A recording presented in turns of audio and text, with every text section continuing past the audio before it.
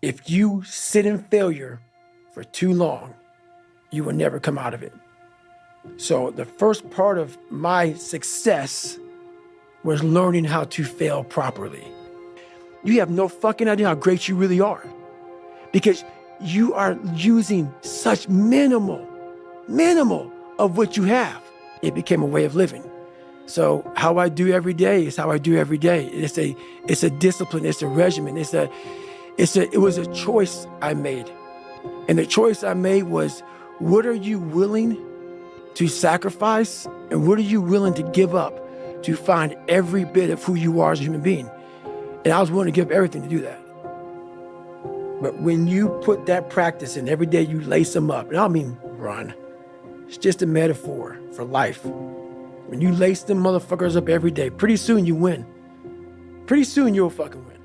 If you have the courage and the heart and the dedication and the mindset about everybody can go fuck themselves, the heck is gonna fucking suck. And that's what I realized.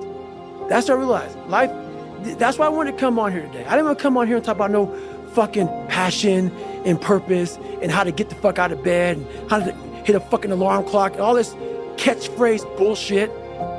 Because that wasn't how I lived. That wasn't how I lived. I woke up like every human being does and goes, fuck, man, I'm a fucking piece of shit today. How the hell is this gonna work out for me? And you fight that. And you fight that. You don't override it. There's no override button. It's the conversation in your fucking, like, in your head. So how do you do that? We don't have enough of these conversations about the real conversation that every human being is having. And they have no idea how to get out of it, but they do. It's that shit right there, man. You gotta build your will. Most people are missing something because they don't know who they are. They never examine themselves. They've never done this experiment on themselves. The lab rat, we're all lab rats, but you're also the scientist. You create your own self. Most people are missing something because there's so much trapped in there. I don't even want to say potential. I think that's word used out too much too. There's so much in you that God or wherever the hell you believe in, or if you're an atheist, in you, that you have not unlocked. That you walk around with this gorgeous wife or great husband and all this money, you're like, God, I feel like I'm missing something. Yeah, because it's about 75% of you is still fucking in there. Still chained up because you just didn't want to find your willpower. Didn't want to find your soul, your will, your heart, your determination, your guts, your courage. And what that looks like, it looks scary. Like your little scary lab I went in. Scary. To wake up every day and say, I'm stupid, but I want to figure out a way to be smarter. Versus saying, man, I just can't do that. So you limit this box. So your box becomes so small of things you can do. My box wasn't even a box. It was a fucking little pinhole. And then through examining myself, getting some willpower, some courage, it became bigger than this table. But that's what we all do. That's why I wanted to come here today and talk to you about real shit. Why most people don't want to do that, build that willpower, is because it is scary. It unlocks a whole bunch of things about who you are and who you're not. And a lot of people don't want to go down that journey to discover who they are and who they're not. Because it's not a pretty journey. I mean, I've gone down it. It's not like I went down it once. I go down it all the time. And when you unlock that, and you can't just turn it off. Like people say, hey, well, how come you haven't retired yet? I built all this willpower. Do you think it's gonna let me just retire because my knees hurt? It's telling me every morning, I wake up like, man, my knees hurt, my legs hurt, my body hurts, but you can still run. So why aren't you running? If you can still run, there'll be a time when you can't lace them up anymore, but you can still run. So I still run. When the time comes I can't run, the body will say, you just can't run. But if I can still do something, that willpower that I have created, it makes me do it every fucking day. And that's what they don't get. What builds a human being is you start with the small building blocks. And before you know it, man, you become something that it doesn't even make sense to most people because it's just who you are now. That's why I can still run at 50 at 49 with broke down knees and broke down body, because my body knows you still can. Therefore, I do. Second you stop, the willpower is gone. You know how people connect with my book so well? For some reason, God put me in almost every fucked up situation on the planet Earth. So when I talk to people, it's not sugar-coated, because I'm not saying it from I was 175 pounds my whole life. I don't say much to those people. Maybe you're a piece of shit. Maybe you want to be nobody. Maybe you're happy exactly where you are in life, because obviously you are. Maybe you don't have the determination to be somebody better than who you are. And if you want to live with that, I'll support you in that. If you're good with being who you are, and every day you wake up and every day you smell like shit because you can't wash your body well, and your skin's messed up because your health's so bad, and you can't put your clothes on right, you need help with that. You need help, like when I was doing, I need help wiping my ass. That makes you feel good? Nothing I can say to you. If every day you wake up with this, see, people are haunted, but they obviously like horror films because they keep watching the same fucking movie. I don't like horror films. A lot of people like horror films. So I don't say much to them. I say exactly what I said to you, right there, because I was once you. I didn't like horror films, so I changed it. Some people are just, they become, like you said, it gets real small when you're lazy and you're fat. Your will, their will is so small that they don't have any, and you can't give it to them. There has to be something. This is what I'm talking about now, because this isn't a hack. This has to be in you. Something in you has to wake up. And usually the only person that can wake it up is you. Sometimes you can read a David Goggins book, because I was all this shit and then a lot more of fucked up. But if you don't have a little flame, just barely, you're done. I can't light it for you. And that's the harsh reality of this life that I want to get across so fucking bad. You can watch me, you can watch you, you can watch fucking Rogan and Cameron Haynes, all these motherfuckers. You can go to Tony Robbins's fucking bullshit, all this shit. You can do all this shit. If you could keep going back and keep spending money and spending money and spending money with no results, you can wonder, wow, maybe let me go try out David Goggins. He ain't gonna fucking help you. You have to explore, examine the insides of yourself. And what do you really want out of life? Your friend and a lot of people out here just don't fucking want it. So guess what? Have fun with your life. Go from 3 to 350 to 400 to 450 to 500, because you don't want it. And that's the harsh reality. I can't give you shit. You can't give them shit. We can give you ideas. At the end of the day, when I was losing the weight, I had to miserably wake up every morning in the cold, because it was Indiana, November when it started. I was miserable. This is your new life. Take it or leave it. There's no happiness about it. There's no peace behind it. It sucks. It just fucking sucks. And that's the one thing, if I could teach anybody anything, it just fucking sucks. And it's going to continue to suck. And then one day you'll get to a special part in your life that it might get a little bit better. But to lose the weight you have to lose, my friend, sorry, it's going to suck every fucking day. Because then when you're 300 pounds, you're going to go out to lose weight, you could probably get injured. So then you got to work on the injury, and then you get even more depressed. This is what I went through.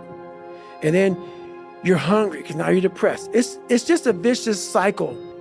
And if you're not strong mentally and you have no willpower, you're going to continue falling back in this hole versus the man that sits back and goes, all right, motherfucker. This is why I cuss, because this is what is in me. This is what it took for me to be me.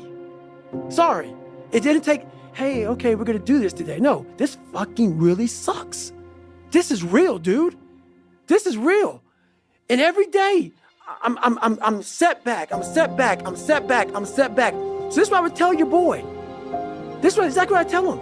every day you wake up, you're gonna probably be set back for the first 4 weeks before you lose to significant weight because of the mind is gonna be fucking with you the whole time. There's no dopamine.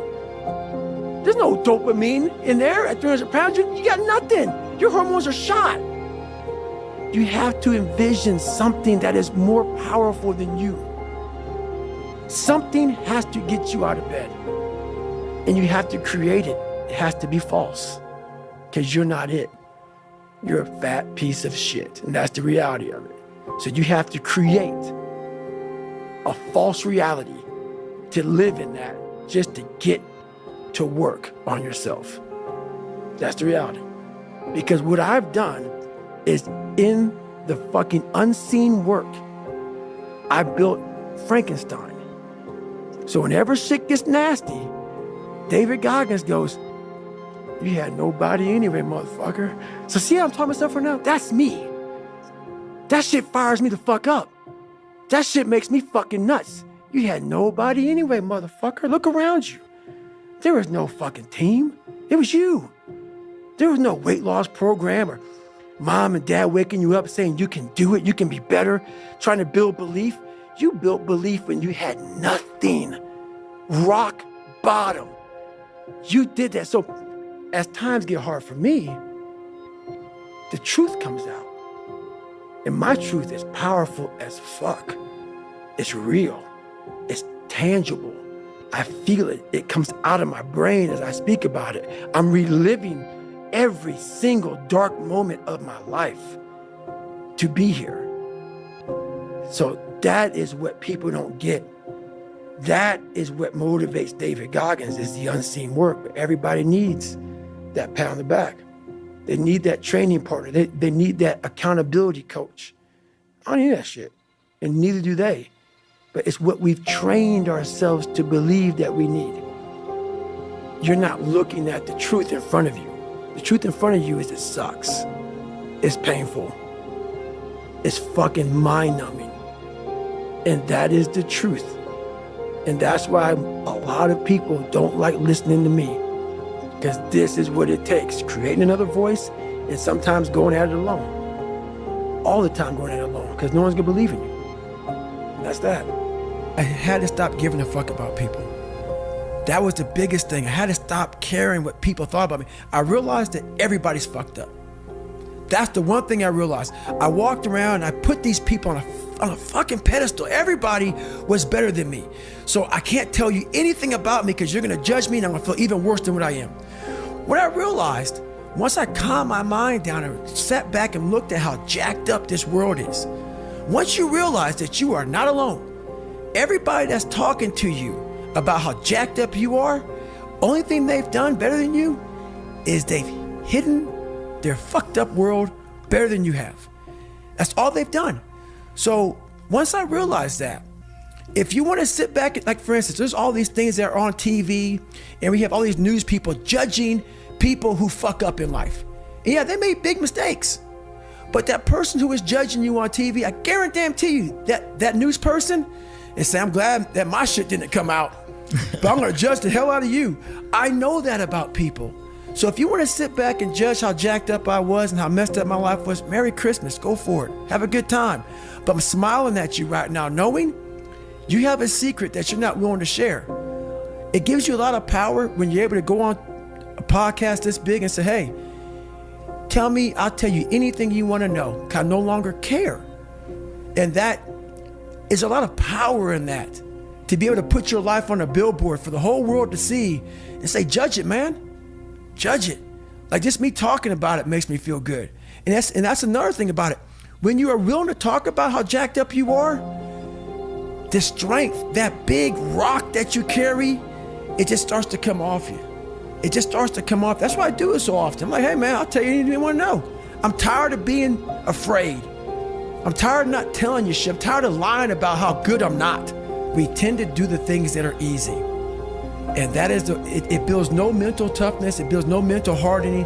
It builds nothing. When you work out, working out is where you can build that the fastest.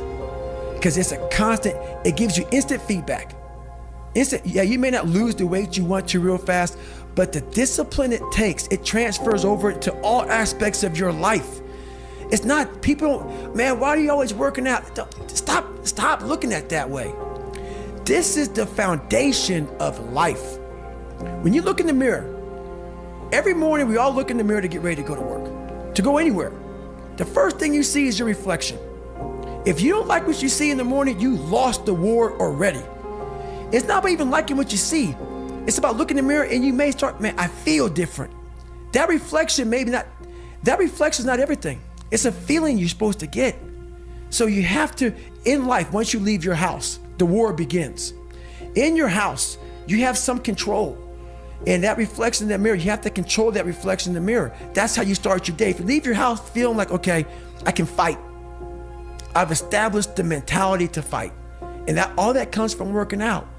It's not just from, you can't find that in the office. There's a lot of them out there. But most of them are that way for one big reason. They can't see themselves doing it. They can't see themselves doing it. It's one big reason. The other reason is, a lot of it is jealousy. When you set these humongous fucking goals and they see that you're getting at it, let's say, for instance, we have a family. Let's say we're all a big family here. All three of us, all four of us are a big family. And every fucking morning I'm getting up training for a 200-mile run. And you see me get up at 4 o'clock in the morning and all you fuckers are sleeping. And by the time I get done running my 30, I come home just getting up. How are you gonna feel about yourself? A lot of times when you're an overachiever and you have people, that's what I talk about, the mediocrity thing. A lot of our family members, a lot of our friends, they're mediocre. There's always those couple of guys who are uncommon, who want to be better. But you make that mediocre motherfucker feel like shit. Whether it's your mom, your dad, whoever. You make him feel horrible. I've been there. I'm speaking from experience. When you get somebody around you, man, who's trying to be better and you don't have the drive that they have, it's a constant reminder of how fucked up you are. You have to know that that's what it is. Anybody in your course not saying, man, get after it, brother, I'm so proud of you. They have a problem with themselves because all you're trying to do is achieve more. If that's a problem for somebody, you have to look at them and say, man, you really have a fucking problem with yourself, huh? It's much deeper than what you think. Right. It lies deep in your soul. How I was able to fix myself was I saw how ugly I was towards other people who were great. I was able to look back and say, man, you don't hate that motherfucker for any reason because he's great. And you're lazy. You're lazy. He makes you feel like shit every single day. That's where it comes from. You have to know where shit comes from to be able to solve it. I honestly want to be considered one of the hardest men to walk the planet Earth in the history of the world. And what I mean by hard, I'm not talking about the guy who does the most pull-ups, the most sit-ups, runs the most. Just a person who's able to overcome any adversity in front of him, to figure out a way. Hardness isn't about all this physical shit, man. Yeah, it helped me get to where I'm at. But all I was doing in the whole process, the process wasn't to be ripped. It wasn't to walk around with my shirt off. That wasn't it. I knew through the physical challenges, through the physical suffering, my mind was getting stronger. I was literally doing that for a reason. I had a weak mind. All the rest just happened to come with it. I was trying to strengthen the mind to handle all the judgment that's passed on me, perceived and not. Sometimes you make it up in your own head. I just want to be able to handle all of that, everything, physical, mental. I want to be perceived as that, like an old school barbarian, an old school guy that's like, God, dog, man, nothing can hurt the guy, which is why the book is titled, Can't Hurt Me. I want people to have that mantra in their life. Take that with you. Take it everywhere you go in life. And if you believe that and you work towards that, callous in your mind, strengthen yourself, Can't Hurt Me is strong. In any situation, like when I was in Buzz, they beat the shit out of you. I'd be the first one to get up and say, can't hurt me, motherfucker. And they were beating the hell out of me. But you say that enough to you. False motivation becomes fucking real motivation after a while. I realized is I'm not a cookie cutter type of guy. Right. I'm not here to take your money. I'm here to help you. If you're coming in to work with a guy like me, who knows that you have to have thick skin to get better, you have to call yourself out. If you're fat and you're fucked up, I want to hear that. I don't want to hear you tap dancing around shit. So I don't take on many clients, because when you work with me, we're going to get to the root of the fucking problem. And a lot of people don't want to go there. They don't want to talk about their childhood. They don't want to talk about their past. They want to get to the root of the problem, and then they go, why am I not getting better? Because there's a lot of shit in there you haven't dealt with, brother. You know, people go to the gym, like for instance, going through any kind of special operations school. These people go to the gym, they get big, they get jacked, they can run fast, all that shit. But the only thing they're doing is they're coding over the mind. All you're doing is building a bigger, stronger quitter. Your mind hasn't gotten any stronger because you haven't gone back in there and dealt with shit. So the second adversity comes, like, my God, I'm so fucking fit. What's wrong?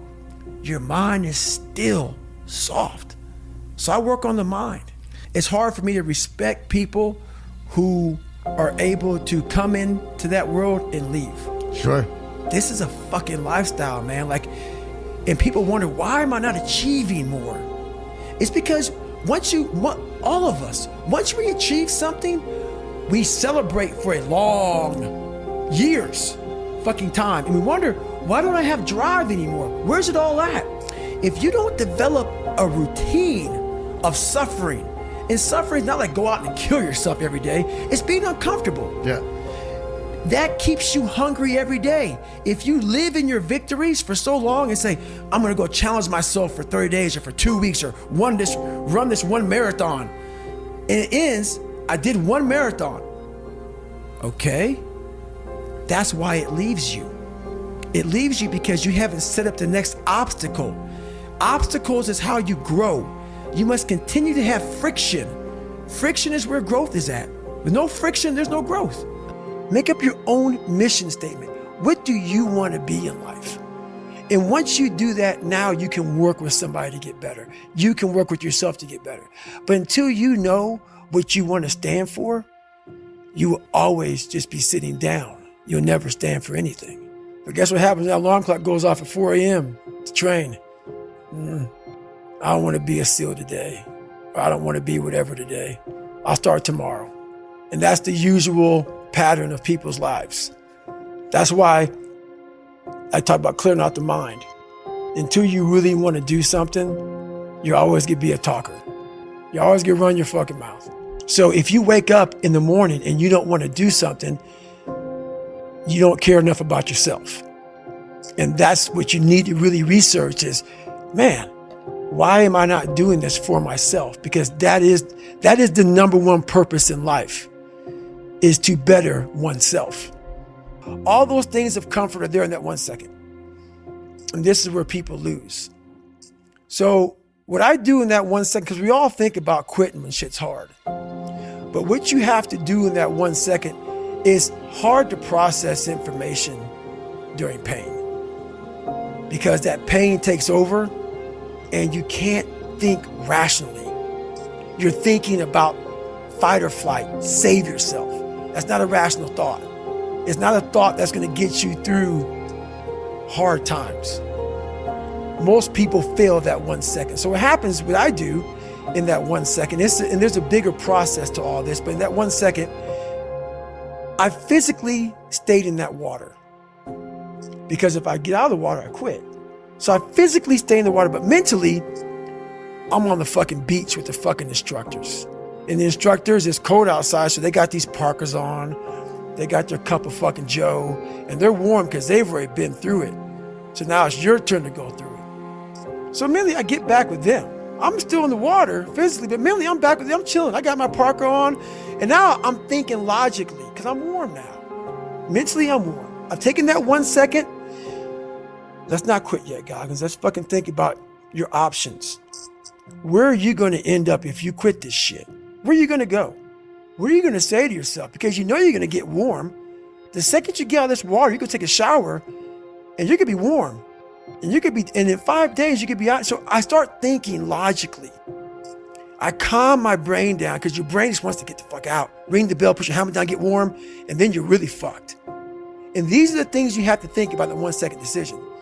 So that's what that's all about. It's about gaining control of your mind, putting things back in the proper perspective, and then saying, I really do want to be here. And I'm going to have a bunch of these 1 seconds through this 130-hour journey. And I have to learn to control these, because if I fail one of these 1 seconds, I will not be a SEAL. I will not be a doctor. I will not be a lawyer. I will not be whatever the fuck it is. So that's how important that 1 second decision is. It's all about your mind takes control of you. You have to say, fuck you, I run this motherfucker. And that's what that's all about. So every morning starts with a run. And that's because that's the one thing I hate to do more than anything in the world. So that's like my cup of coffee. And I'm all about armoring yourself. So the second you leave your house, and the second you open your phone, the second you do any of that shit, you are now letting in poison and cancer. So I make sure a lot of things you can't avoid. So as I get up, I start to armor plate my mind and body. Like a person's going to war, you put your body armor on. That's what I'm doing on that run. I'm waking up and I'm giving myself all this armor. So when I come out in the world, look at that phone, I'm ready. I'm not waking up late. I'm not rushing around. I'm not disorganized, because I know I'm gonna get hit in the fucking mouth. There's an art to getting hit in the fucking mouth. And that is why these things are important. You have to wake up and you have to give yourself belief. You have to give yourself confidence. So that, it starts with that run. A lot of people sit back and they dream about being a sports figure, or dream about being a SEAL, or dream about being an astronaut. And all it is a motherfucking dream. They don't put the work behind the dream. That dream has become their fucking master. When you become the master of your fucking dream is when you say, I want to go be a Navy SEAL. And you say, okay, I'm going to lose 106 pounds in less than 3 fucking months. The dream was the one thing I thought about, and the dream was now gone. Now, what comes in, the dream goes away, and the fucking laundry list of fucking details and tasks come up. Gotta do this, gotta do this, gotta do this, gotta do this. That's when you become the master of your dream. So a lot of people out there dreaming. So my first conversation when I was absolutely nobody, and that's one thing you have to say. We live in a world now that's so kind. We find the kind way around everything. Like, if you don't look good, I have to find a kind way of saying, I don't like your shirt. Right. That's not the approach. If that's the approach you're looking for, that book is not for you. Can't Hurt Me is not for you. The approach you have to take, at least I took, you take whatever approach you want. The conversation had to be a real, honest conversation in the accountability mirror of, guess what? I was fat. Don't find a kind word to say that, you know what? I've gained some weight. No, you're fat. When I couldn't read, not like, hey, you know, you have a learning disability. No, I cannot read. I have a 4th grade reading level. I'm struggling. And sometimes I call myself stupid. Not in a way to put myself down. So don't take it like, my God, those are so hurtful. Yeah, they're hurtful. Dishonest. The conversation has to become an honest conversation of where you're at mentally. Where am I at mentally? I look like shit. I feel like shit. I'm falling behind in school. I'm lazy. My house is a mess. You have to look at what it is and call it what it is.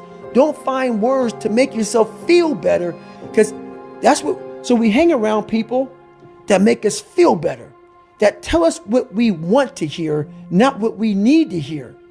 And so we stay away from those people. And we stay away from those people, like our internal dialogue becomes that kind, it's okay. It's not okay.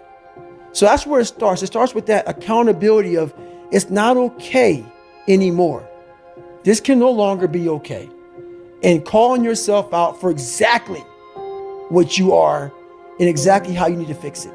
That's where it starts. Nothing gets solved by that, man. Nothing. And if you look at America right now, and I won't get off on this, nothing is getting solved because there's so much racism. There's so many things, and that's just one of them. We can't talk about anything. We are skirting all these conversations because if I say this, I'm going to offend a black person or a white person or a Jewish person or a gay or lesbian person. We skirt around the daggone problem. So we can't fix shit. Everything is like, well, if I say this on TV, I'm going to lose my damn. We have to say it. We have to break the barriers within our minds, within the world. And it starts with yourself. It starts with yourself. You got to break the barriers down within yourself and just go there. You got to go to yourself. So think about it. When I say suffering, people cringe. People, that's the one word whenever I post about it, people cringe. It's not about suffering how people may look at suffering. Like you have to just go to a place that just every day of your life is suffering. You have to tap into suffering every day of your life because we have so much scarring that we have to clean up. You have to look at suffering as almost like I look at failure. To succeed, you must fail. In failure and in suffering, all the answers are in there. All the answers to all the test questions. The test is your life. All the answers are in there. You don't have to live in suffering and pain and failure all the time. You have to learn, I need to visit it. Like people hate working out. You're only going to visit working out maybe an hour a day. 23 other hours of the day, you're not in it.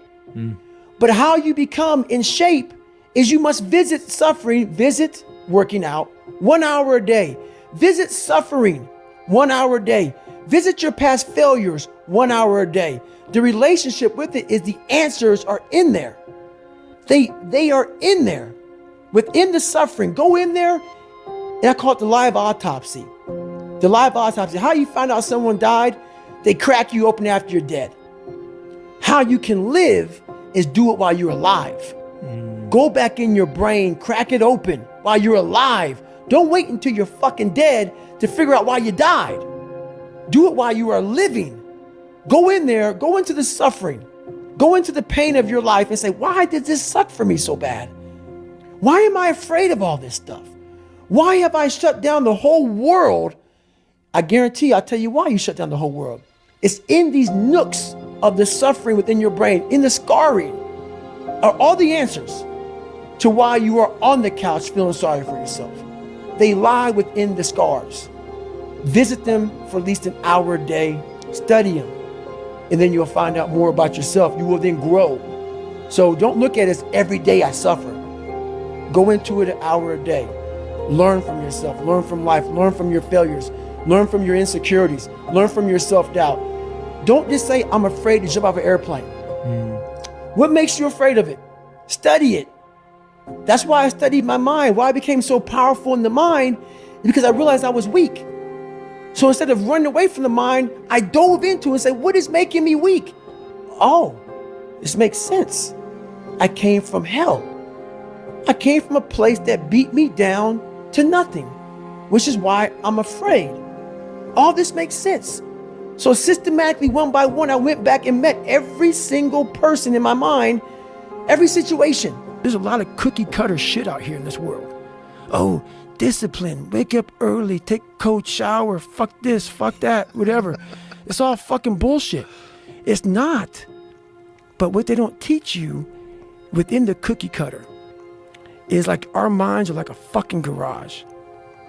And the garage, if you open a garage and it's all cluttered up, it's all fucked up, you can't put your car in there. You got fucking boats and you got fucking kids' toys and shit everywhere. But if you organize that fucking garage and you put everything in its rightful spot, you can pull that car in there. You can put 2 cars in there. You can put bikes in there. And that's like with the mind. People talk about discipline and fucking determination and fucking, repetitions and all this shit. Consistency. Why people fall off the wagon so often is because their mind is full of shit. There's no room in that mind for discipline. There's no room for consistency. They may do it once or twice, but then the mind takes over and that cluttered fucking garage comes in, and then it's like a circuit breaker, man. The circuit breaker just overloads and it fucking sparks. And our minds, that's our mind, man. It's like a fucking circuit breaker that has so much shit in it, you keep on loading it, you can't put any more into it. So I talk about it in there, man, so much about clearing space in your fucking mind so then you have room for all those discipline, waking up early, taking those, because they do mean something. But we don't get to that fucking dark matter that is keeping you from clearing out that mental garage. You're looking at fucking, I gotta take care of the kids' schedule's all fucked up. My husband, my wife, you know, I'm going by McDonald's to get this, and I'm rushing my schedule. Everything's just fucked. I wish I was doing this, but I'm doing that. That's it. And that and this. And I want a raise, but I can't get one. That's it. My boss is an asshole. Where's greatness in that, man? Yeah. You can't fit discipline into that. You can't fit structure. You can't fit consistency. You can't fit the grind. And then when you try, it just gets fucking, it gets fucking overrun by the fucking clutter in your fucked up mental garage. People have talent. People have a lot of talent. And this is going beyond your talent. So when there's no more talent, what happens to you? Most people quit. People only go to their talent level. And once their talent level is gone, it becomes a mental game. That the whole mental game sets in then. And most people can only perform to their talent. And they realize, man, why am I always messing up right here? Why is this like my big hurdle? It's because you're performing to your talent. And then after that, your mind has nothing for you. Nothing for you. I see fighters, I see runners, I see people who they're great, but they get to the edge of their talent. It's like, fuck, man, what's up? Because you're now at the point now where your talent ain't gonna do shit for you, my friend. Now it's the mental game. And that's where people get lost in life, get lost in that next level. And that next level is found for me in the things that I do. I'm just misunderstood. I got to a point, I'd be running. I was like, okay, man, we could do 10 miles today. I get to 10 miles, like, oh no, motherfucker. That fucking demon that I let out every fucking morning that walks the streets at night, he comes and says, hey, no, bitch, not today, man. There's somebody out there that you don't know, have never fucking met in your entire life, that is doing 12, 13, 14. You're gonna do another one. And when you meet him, you ain't gonna be fucking ready. So Goggins kept on running. At one time, I was running by a graveyard when I was fucking just trying to become, I was fat. And I ran by a graveyard and I looked out there and I have all these epiphanies, man. I have all these fucking moments of like, it's crazy, man, of just thought. Cause I'm always by myself. I'm always in deep fucking thought about how to be better. And I look out there, I'm like, man, I wonder how many of you motherfuckers in there fucking just are so upset with how you lived your life and fucking just regret how you lived it. And I'm running a 300-pound man thinking, man, don't fucking die like this, bro. Don't die like this. So people wonder where this shit comes from me. It comes from such deep thought of trying to see what this is all about. What is this life all about? What am I all about? Why am I here? You know, I had to find purpose. And my suffering, it had a purpose. I see these older guys who are still fucking grinding hard. People ask about father time. Yeah. Father time doesn't get you, man. It's father fatigue. It's father fatigue, man. Like I see these guys who have been in sports for a long time, fighting, or basketball, football, whatever it is. Yeah. And it's that grind. It's that everyday waking up grind. It's not father time, man. It's the fact that, you know, I gotta go do it again. Yes. I gotta do it again. So a lot of these guys are fighting father fatigue and they're doing a good job of doing it. The things I don't enjoy that I still do, that's where growth is at. And that's, for me, the only place growth is at is in that very uncomfortable, in that uncomfortable zone. Yeah. So I have to visit it every single day. There may be some days I get up with poopy pants and I'm like, you know what, man? Fuck this, man. Like, what am I training for? Yeah. I have no race on the docket. Why am I having this such a structured life? Why? And I'm like, you know what? I'm good. I'm done. I retire every day. Yeah. I'm done with this shit. And I sit around and I say, okay. And then this is my thought process. So you want to be normal. So you just want to be like everybody else that roams the world, not knowing the power that's in them. Being fine with being mediocre.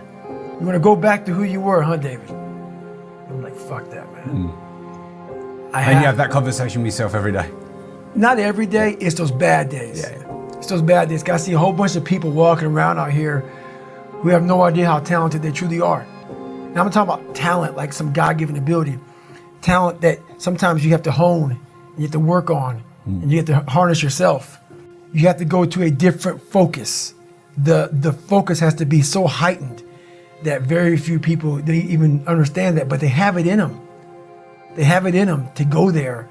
But you have to go to a place of fear, of suffering, of pain, of doubt. And that's when your mind, if it knows it's not going to quit, it opens up. And once it opens up, that's my 40% rule. Once you can open your mind up when it knows it's not going to quit, it finds more. It finds more focus. It finds more power. It finds more drive. And that's what gets you through the 31 miles. That's what gets him so hyper-focused on that one little nodule to put his finger on.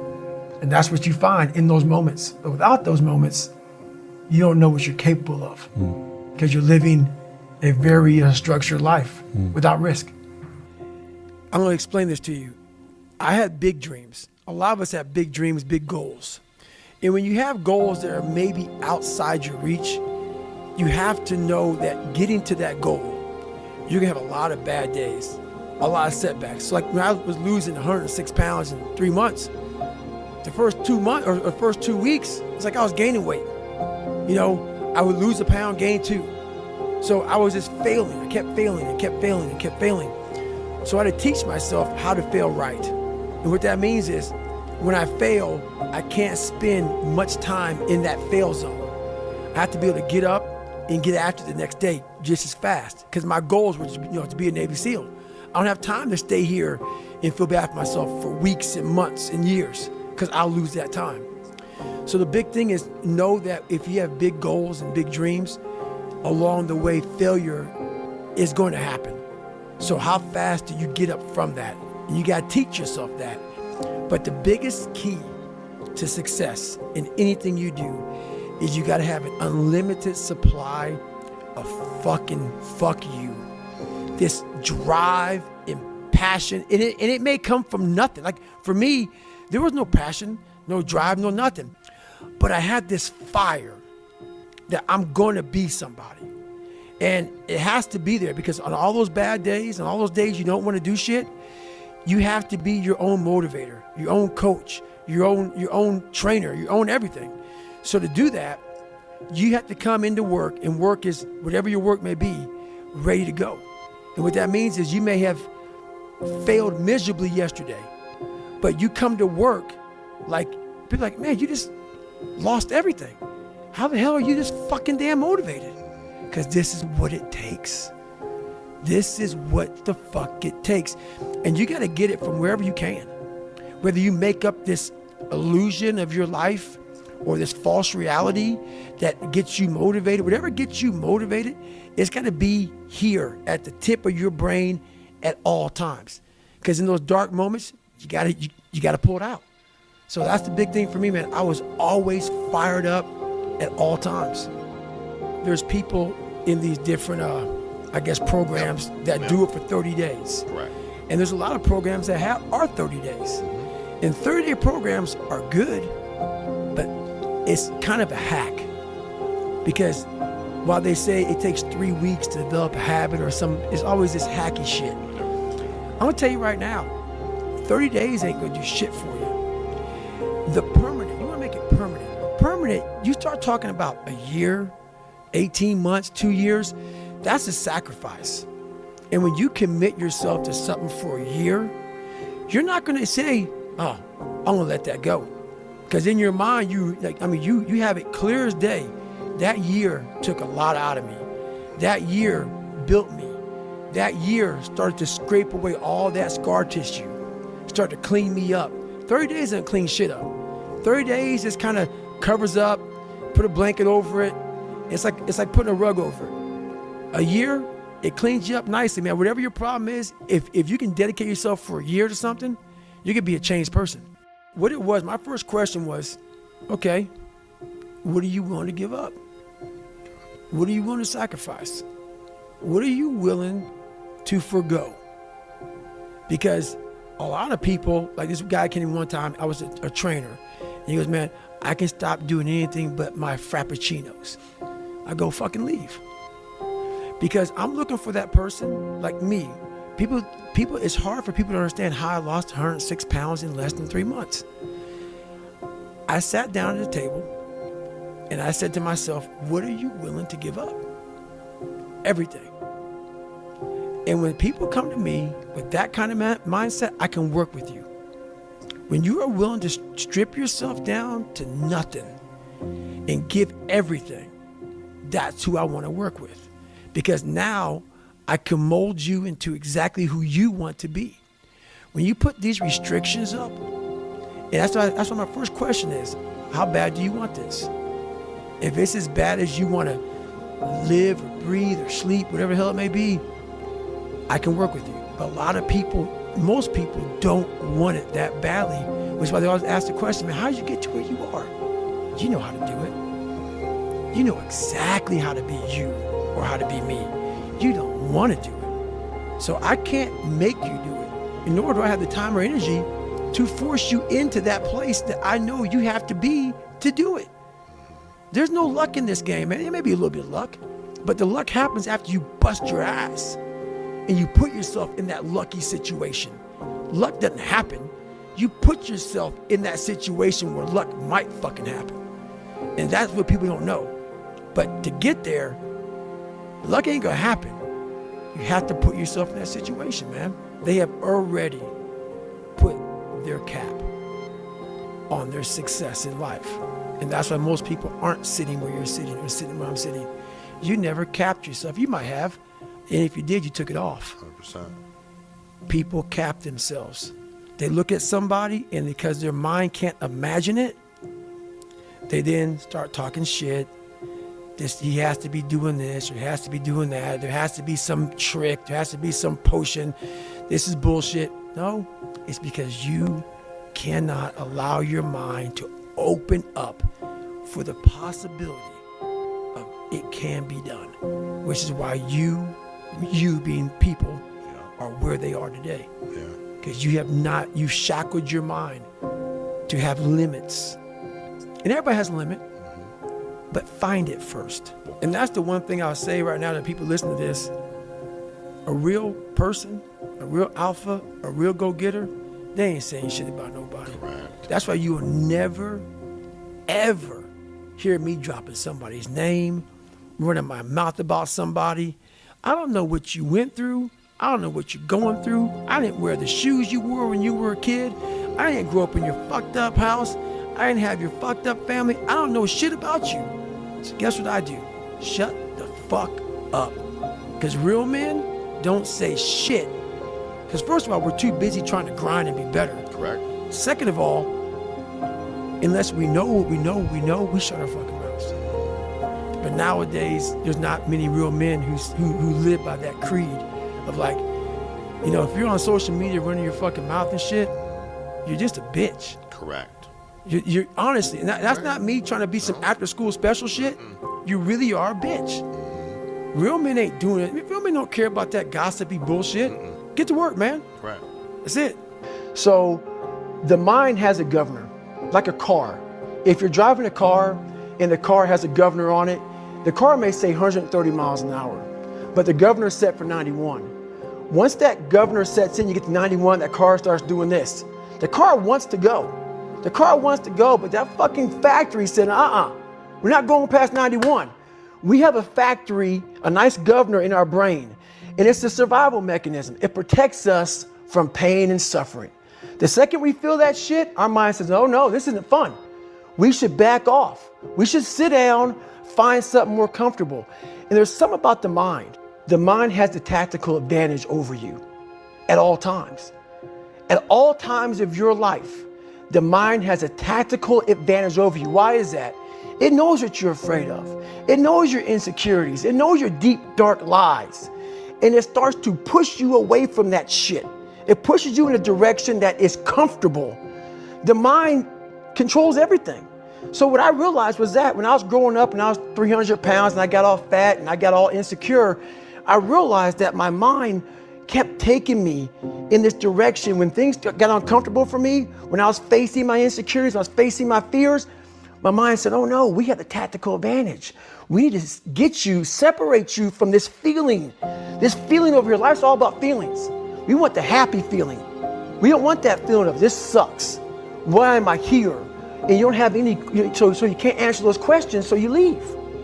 I started realizing that if in that moment, you can answer those fucked up questions and you are now in charge of your brain versus your brain ruling you, that's where all that stuff comes from. So the 40% rule is all of that. You get to 40%, your brain says, we're done. Let's roll, man. This is starting to get painful. This is uncomfortable. So you sit down. You have to figure out ways, and everybody's different. That's how the book kind of talks about, like we all have these things about, 5 steps to this and 4 steps to this. It's a lot more than that. That's all bullshit. It's a practice that you have to, it's a habit. So if you know that at 40%, I'm feeling pain. At 40%, I'm feeling pain. That's where the 40% rule kicks in. Now it starts. Okay, I'm feeling pain.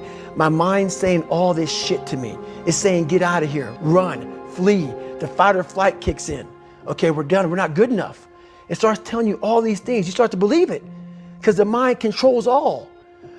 This is the time where you have to gain control back of your mind. It's okay.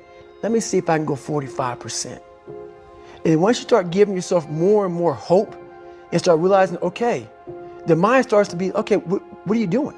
We're supposed to be going right and you're going left. You start then controlling your mind. Start finding more in yourself. And then it goes from 40% to a lot further than that. But that's the start of it though. Get to the spot where your mind is saying stop. Wherever that is, you gotta get there first. And then that's when that shit starts to work for you. You gotta control yourself in that moment. You have to face that in that dark room. In that dark room is who you are. But in that dark room is where you have to create another human being that walks out of that dark room to face who you are. That's the only way you're gonna get over all those things. You have to create someone else. Not like you have 2 different personalities. It is you. But you have to find strength in that visualization of almost me cracking out Goggins, like almost like that Superman cape, like I'm coming out a different person, a person that doesn't give a fuck about anything, who doesn't care about being judged, who knows I'm weak, who knows I'm afraid, who says, whatever you think about me, take it, whatever, I'm here. That's Goggins. In the dark room, you face yourself, you realize you want to be better, you realize you don't want to be this weak, insecure person in the world who has all these problems that we all have. We all have. Social media is a great platform to tell you who we want to be, not who we are. So that's where that dark room is. You have to first be uncomfortable with how you feel about yourself. With that voice that a lot of us like to run away from, we all have it. We all have that voice that's saying, hey man, you're kind of wimping out right now. You're kind of being a little punk right now. But a lot of us say, okay, that's okay. It's okay to tell these little white lies to ourselves. So we first have to face the real you. The real me is David Goggins. The real me is the guy looking at you right now saying, I don't want to fucking be on this show right now because I used to stutter as a kid. And I'm afraid of that. I'm afraid that here in a second, I'm going to start fucking stammering and stuttering and the whole world's going to know that I have all these issues. But that's when I see right now, okay, Goggins, you got to go on this fucking show. That's Goggins. Goggins is saying, okay, David Goggins, you're a punk. Life made you this way. We can't live like this. We can't live in fear. We can't live in judgment. We can't be afraid of what the fuck people right now are looking at me saying about me. We cannot be afraid of that. That's Goggins. Goggins saying, fuck all of you who don't like me, who don't want to, and that person then comes in. But you have to be David Goggins and say, man, I'm afraid of this. I'm fucked up here. Life made me this way here. I stutter. I have these issues with reading and writing, and I'm fat and I'm insecure. You have to face that in that dark room. In that dark room is who you are.